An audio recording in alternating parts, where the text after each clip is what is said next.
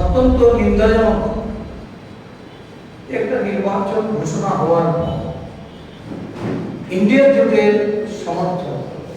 India জোটে যারা জোটবদ্ধ একটা রাজনৈতিক দল আম আদমি পার্টি, তার দিল্লি সরকারের মুখ্যমন্ত্রী আম আদমির যে সুপ্রিমো গতকাল রাত্রে তাকে গ্রেপ্তার করেছে। তারা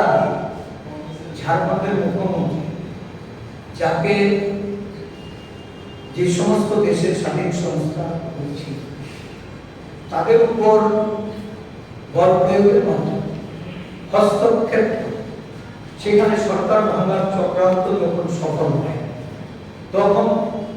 পদত্যাগ ঘটিয়ে সেই রাজ্যের মুখ্যমন্ত্রীকেও তদ্রুপ